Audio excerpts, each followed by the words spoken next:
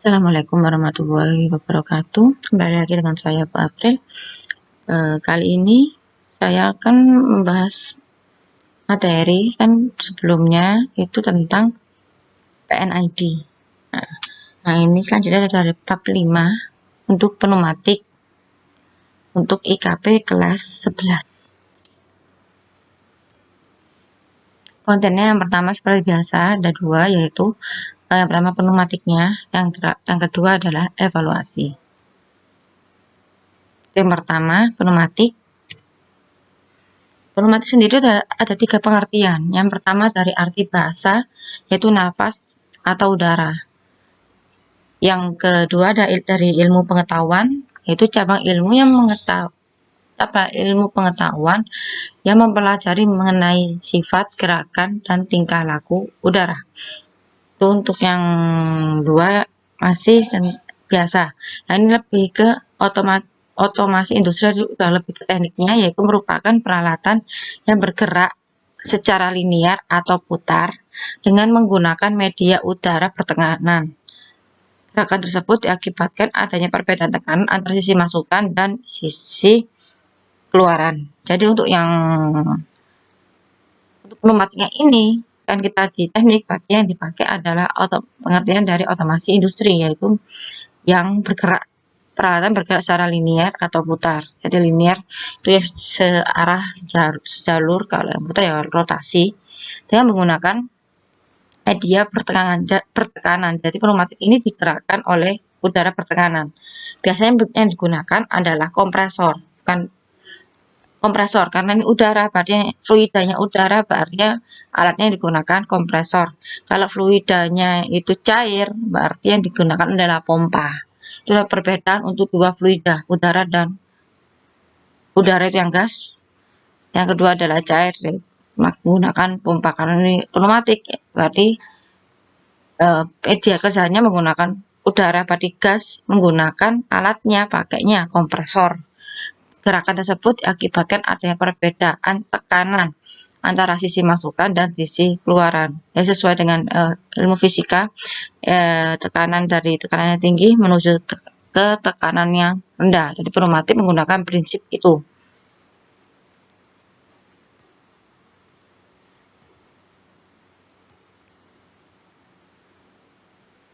Pneumatik ini ada maksudnya media kan yang digunakan adalah dua, jadi fluidanya yaitu fluida cair dengan fluida gas. Pneumatik ini ada beberapa, itu pertama pneumatik yang listrik, macamnya yang untuk bertekanan itu ada yang listrik, pneumatik, dan hidrolik. Nah, yang menggunakan yang sebelumnya ini tadi pengertian sebelumnya, alat yang bergerak secara linear dan putar ini itu ada listrik, pneumatik, dan hidrolik. Kriteria pemilihan media kerjanya ada yang pertama adalah gaya, langkah, jenis gerakan, lurus atau putar. Yang lurus itu linear, searah itu, kecepatan, ukuran peralatan, umur kerja, kepekaan, dan pengamanan. Pengamanan ini dimasukkannya ke dalam K3. Ini adalah wujudnya untuk pneumatik. Ini sudah pneumatik yang elektrik. Ini ada kabelnya, ada biru dan kabel biru dan merah. Ini biasanya kayak gini, pneumatiknya adalah yang DC biasanya. Tetap ada selangnya ini. Masih tetap menggunakan yang namanya fluida gas, berarti dia pakainya kompresor. Ini peralatannya pneumatik, ada beberapa yang digunakan di sini. Tapi kali ini tidak membahas untuk pneumatiknya yang alat ini, tapi membaca simbol-simbol dari pneumatik. Jadi sebelum masuk ke cara kerjanya ini, maksudnya penggunaannya, bentuknya kayak gimana, jadi kalian harus bisa membaca simbol-simbolnya. Nah, pneumatik, komponen pneumatik ini totalnya ada 8. Yang pertama silinder, yang kedua ada kap tub kontrol arah, Yang ketiga ada katup pengaturan aliran. Yang keempat katup satu arah dan buangan cepat. Yang kelima ada katup tekanan ganda. Katup tekanan ganda ini yaitu fungsi dan. Dulu waktu yang kelas 1 ada logika. Nah, ingat kan logika tentang kan AND, OR, XOR, dan kawan-kawan. Nah, di pneumatik ini juga ada yang namanya ini, yaitu fungsi dan untuk katup tekanan ganda, katup ganti, atau fungsi atau. Selanjutnya ada katup saklar tekanan, dan yang terakhir adalah tunda waktu, posisi N atau C. Ini untuk yang komponen pneumatik. Selanjutnya, jadi sebelum masuk ke semuanya tadi, kalian harus mengetahui arti simbol-simbol pada simbol pneumatik. Jadi kalian di sana juga selain bermain pneumatiknya, kalian harus bisa membaca simbolnya. Karena seperti yang kayak letter diagram, kalian kan nggak letter diagram terus PNID yang digambarkan bukan alat yang sebenarnya. Sama untuk yang pneumatik, iya digambarkan bukan alat pneumatik sebenarnya, tapi adalah simbol-simbolnya. Ini simbol dasar-dasarnya dulu yang pertama kalian pelajari. Yang pertama ada simbol pensaklaran katup, yaitu komponen pneumatik secara normal digambarkan dalam diagram rangkaian pada kondisi tidak bekerja atau tanpa energi. Jadi untuk yang ini belum ada yang namanya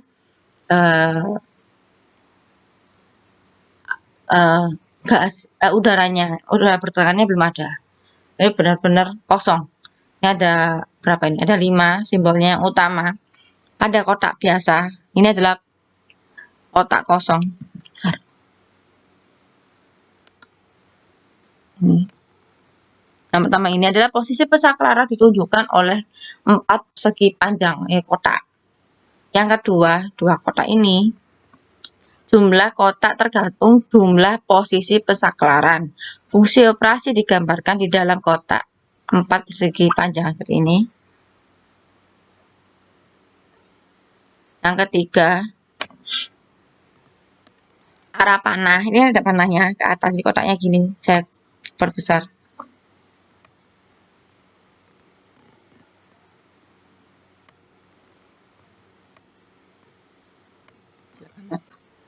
Ada arah panah menunjukkan arah aliran. Berarti kalau arahnya ke ini, panahnya ke atas, berarti arah alirannya ke atas, dari bawah ke atas. Terus yang ini yang keempat, selanjutnya lubang tertutup ditunjukkan oleh 2 garis yang digambarkan satu tegak lurus terhadap yang lain. Seperti ini, jadi kotaknya kayak gini. Selanjutnya 14. Nah, kayak ladder diagram dalamnya gini.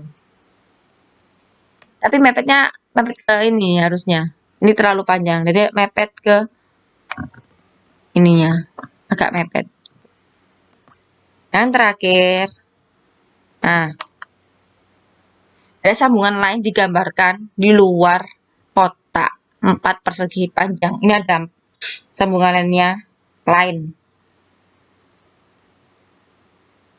Ada 4, 2, 3, 4 ini digambarkan di luar. Jadi kalau yang untuk arah panah dan lubang tertutup ini dia digambarkan di dalam kotak. Kalau yang sambungan lain digambarkan di luar kotak. Inilah 5 simbol utama yang biasanya digunakan dalam pneumatik. Selanjutnya,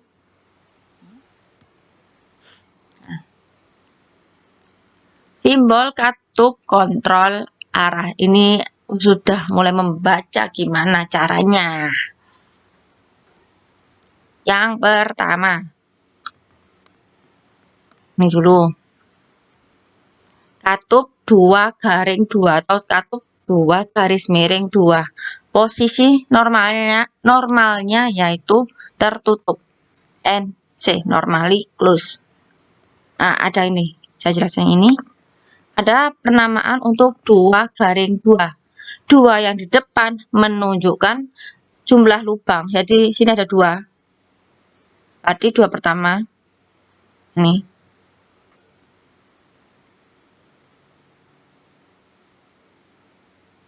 2 yang selanjutnya menunjukkan jumlah posisi.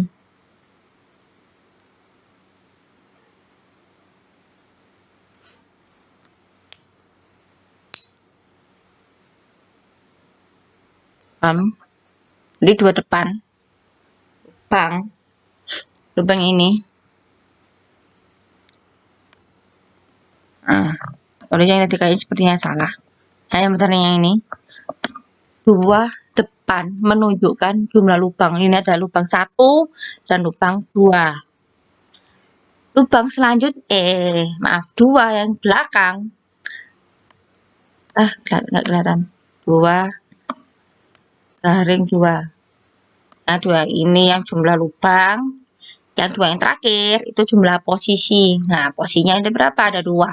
1 yang ini yang depan, ini yang belakang. Selanjutnya, yang kotak nomor 2. Itu yang selanjutnya adalah katup 2 garing 2, posisi normalnya adalah NO.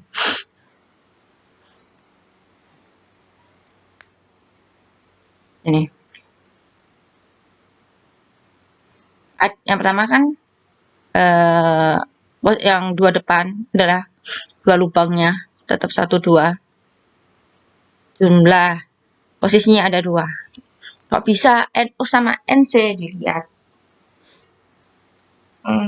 Enak.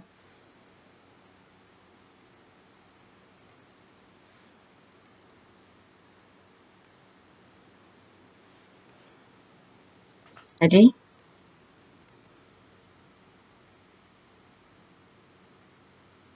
selanjutnya yang ini ada posisi normal dan posisi normal terbuka dan posisi normal tertutup. Ini saya jelaskan sepemahaman. Kalau misalnya ada yang salah, nanti langsung dikoreksi ya. Untuk yang NO ini dilihat, ya posisinya terbuka. Ininya. Yang contoh yang ini dia kan tertutup.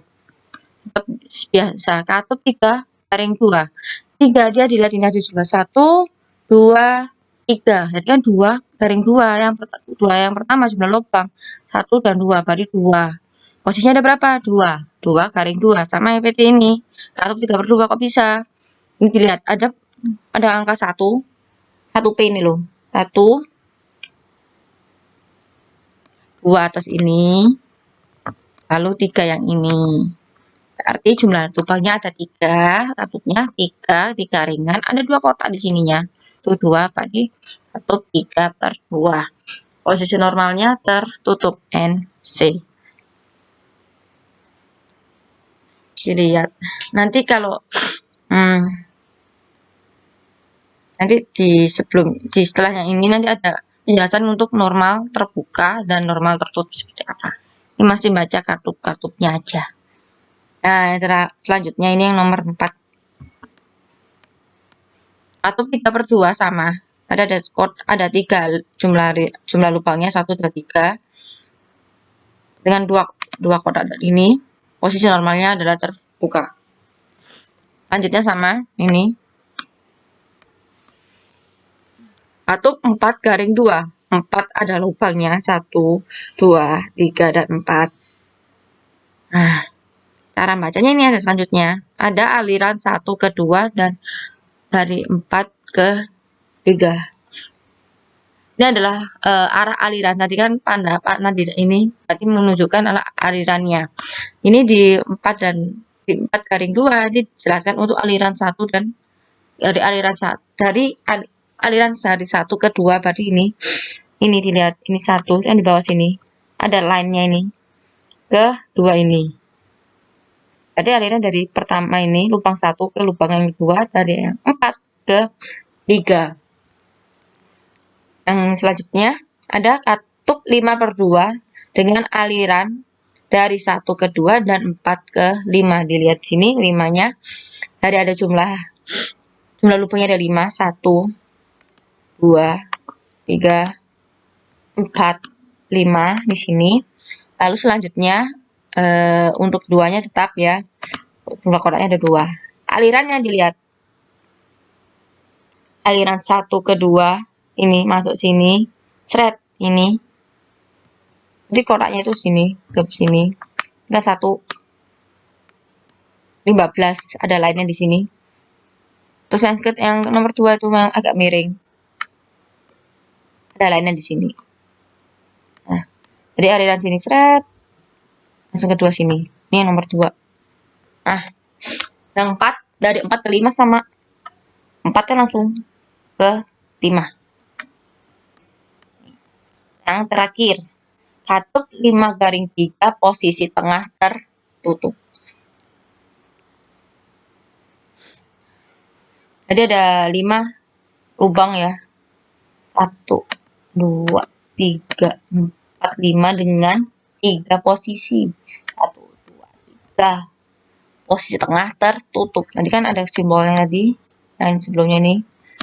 Nah, kalau sejajar kayak gini, ini menunjukkan tertutup. Ini ada tertutupan di sini. Nah, coba deh posisi tengahnya tertutup.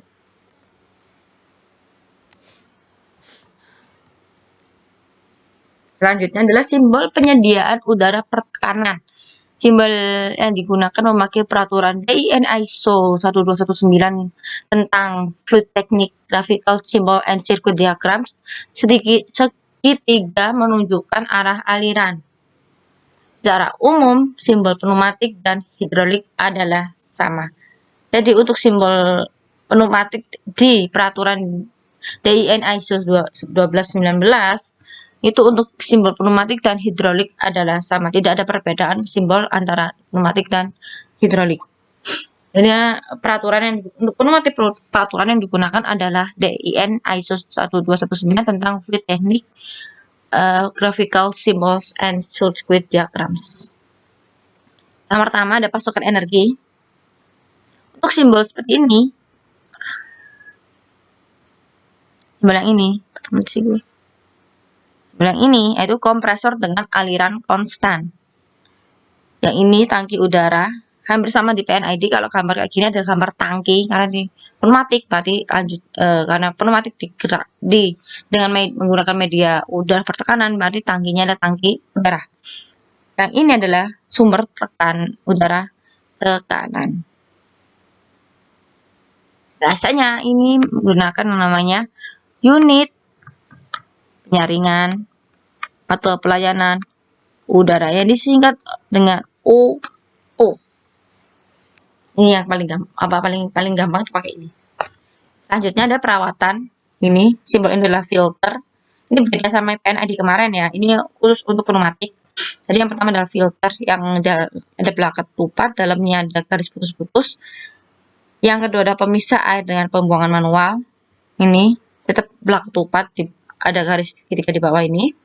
Lalu ada pemisah dengan pembuangan otomatis. Belah ketupat dengan segitiga di dalamnya. Ini kan cuma garis lah di bawah. Yang keempat adalah pelumas. Belah ketupat dengan garis atas. Yang terakhir katup pengatur tekanan dengan lubang relief. Nih, ada pegasnya. Ini pegas, ada arah aliran ke atas. Nih, ada lubang reliefnya di sini.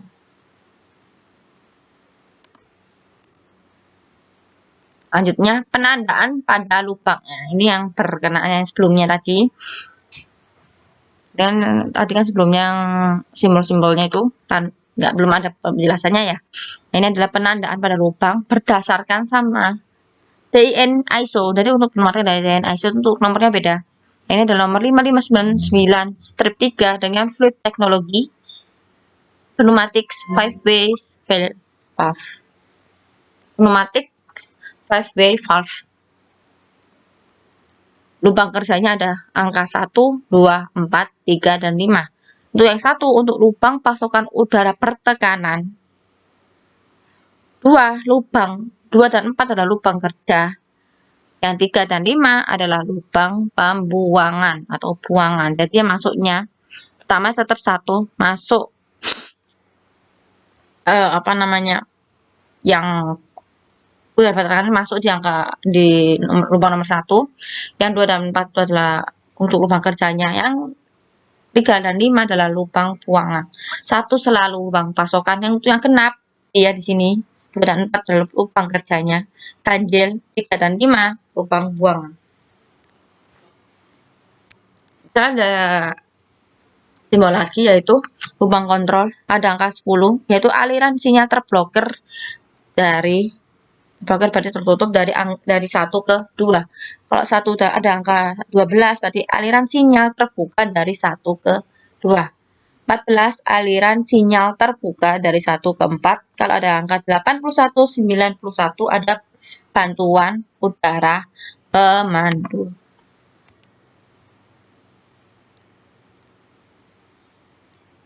Nah, ini tuh simbol gabungannya. Nah, tadi kan sebelumnya tadi yang simbol sebelumnya yang angka-angka tadi kan ada ini. Nah, simbol gabungan kalau dia kan satu-satu. Nah, ini digabungkan. Gimana? Cara bacanya ini ya. Unit pelayanan udara UPU atau penyerangan udara UPU terdiri dari filter. Ayo, filter yang mana? Ini. Putus-putus, katup pengatur tekanan, manometer,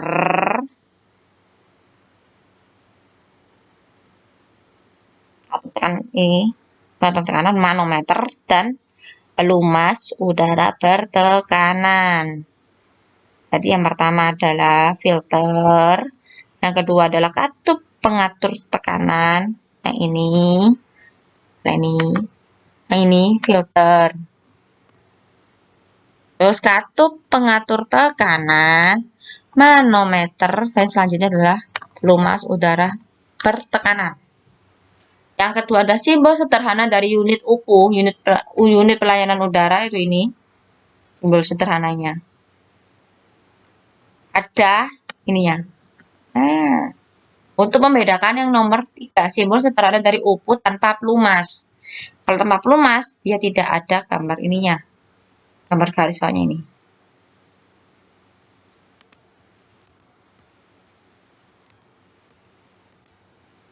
Nah, ini adalah penjelasan terakhir tadi adalah tentang pneumatik. Ini adalah evaluasi. Yang pertama jelas ini tergantung sama guru pengajarnya, terserah menggunakan soal ini atau tidak. Ini kalau yang dari saya adalah ini. Yang pertama, jelaskan apa yang kamu ketahui mengenai pneumatik. Ini penjelasan biasa. Yang kedua adalah jelaskan penamaan angka pada pneumatik yang banyak. Banyak sih, cuma berapa. Yang ketiga, jelaskan bagaimana cara membaca pneumatik samping ini. Ya, lengkap dong, ada 14 sampai 12. Ada ini.